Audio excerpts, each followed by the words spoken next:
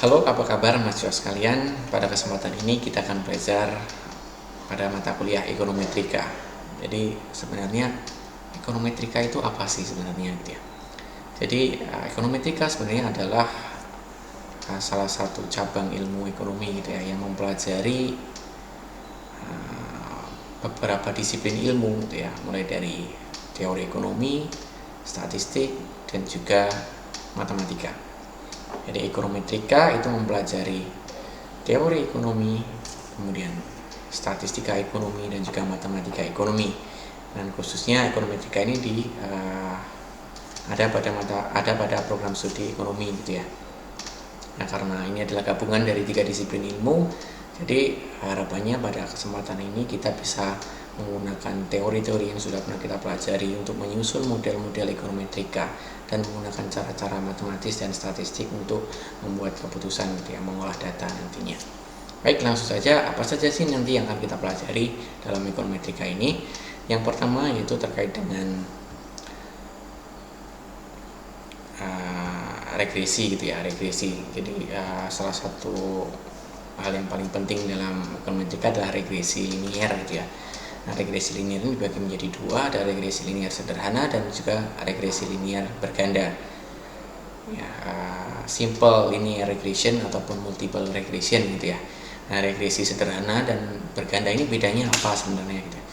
Nah, perbedaan yang paling mencolok adalah pada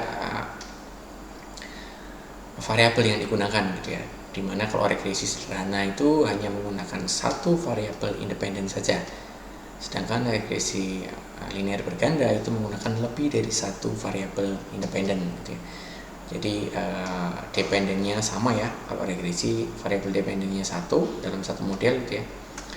Kemudian kalau yang sederhana hanya satu independen gitu ya. Sedangkan di regresi berganda itu adalah satu dependen dan bisa lebih dari satu ya, variabel independennya nanti. Kemudian berikutnya yaitu berkaitan dengan evaluasi regresi dan modeling dalam memastikan apakah model kita itu bagus atau tidak, atau istilahnya adalah goodness of fit gitu ya. Itu kita bisa menggunakan koefisien determinasi gitu ya. Nanti dalam perhitungan regresi tentunya kita akan menghitung kesesuaian modelnya melalui koefisien determinasi nanti. Kemudian ada uji parsial, uji T ya, untuk menguji hipotesis antar variabel independen terhadap masing-masing variabel independen terhadap variabel dependennya nanti. Berikutnya adalah uji F atau uji simultan, yang biasanya digunakan untuk menguji pengaruh keseluruhan variabel independen secara bersama-sama terhadap variabel dependennya nanti. Berikutnya nanti akan kita pelajari adalah berkaitan dengan uji asumsi klasik gitu ya. Jadi untuk memastikan bahwa hasil regresi kita itu tidak bias dan bisa kita gunakan, kita interpretasikan gitu ya, maka kita harus memastikan beberapa asumsi itu terpenuhi. Yang pertama adalah asumsi non-multikolinearitas. Asumsi non-multikolinearitas itu berarti tidak ada hubungan linear antar variabel independen gitu ya. Jadi dalam satu model biasanya ada banyak variabel independen. Nah, masing-masing variabel independen itu tidak boleh saling berhubungan karena nanti akan merusak hasil estimasinya, yang menjadi bias nanti hasil estimasinya atau prediksinya. Berikutnya adalah asumsi homokedastisitas, yaitu varian dari error bersifat konstan atau tidak berubah gitu ya. Nah, ini asumsi berikutnya adalah homokedastisitas. Jadi lawannya dari non multikolinearitas tadi adalah multikol gitu ya.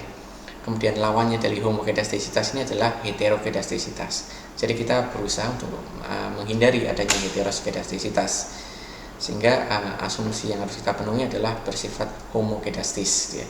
Artinya apa? Varians dari error atau residu dari hasil regresi tadi itu terdistribusi secara normal atau bersifat konstan gitu ya, bersifat konstan. Nah, kapan itu tidak konstan? Ketika tadi dari data itu tidak normal, banyak outlier seperti itu.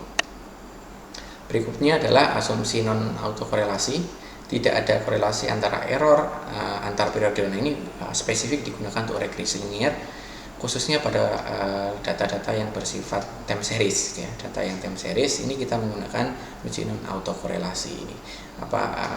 Harapannya tidak ada autokorelasi antara satu periode dengan periode berikutnya. Nah, itu asumsi untuk OLS. Berikutnya adalah asumsi normalitas. asumsi normalitas beberapa pandangan memang mewajibkan, ada juga yang tidak gitu ya. Tapi pada intinya adalah kalau kita bicara statistika inference gitu ya, nanti pengujian hipotesis gitu ya, maka asumsi normal itu harus bisa terpenuhi. Salah satunya adalah dengan menguji normalitas. Jadi uji normalitas itu sebenarnya sangat penting, bukan hanya di regresi, tapi untuk pengujian hipotesis nantinya. Berikutnya kita nanti akan pelajari terkait dengan regresi ya. Ada banyak sekali regresi logit, probit gitu ya. Kemudian ada model dinamis time series ya, kita bisa belajar mengenai VCM gitu ya, regresi yang melibat atau menggunakan gitu ya, atau menitik beratkan pada stasionaritas data dan kointegrasi gitu ya. Kemudian ada juga masalah-masalah endogenitas ya, terkait dengan persamaan regresi, itu akan kita pelajari juga. Kemudian ada juga terkait dengan regresi data panel ya, data yang menggabungkan ya, data time series dan cross section ya. Jadi pengamatannya secara urut waktu dan juga banyak individu gitu ya. Nanti di situ ada model-model dalam regresi data panel seperti common effect model, fixed effect model, dan juga random effect model. Dan bagaimana untuk menentukan nanti dari ketiga model itu mana yang layak untuk kita gunakan untuk interpretasi gitu ya, atau analisis. Nah, itu mungkin yang akan kita pelajari pada mata kuliah ekonometrika. Semoga ilmunya nanti dapat diserap dengan baik dan bermanfaat untuk kehidupan kita juga. Seperti itu yang dapat saya sampaikan. Salam sejahtera untuk kita semua. Selamat belajar.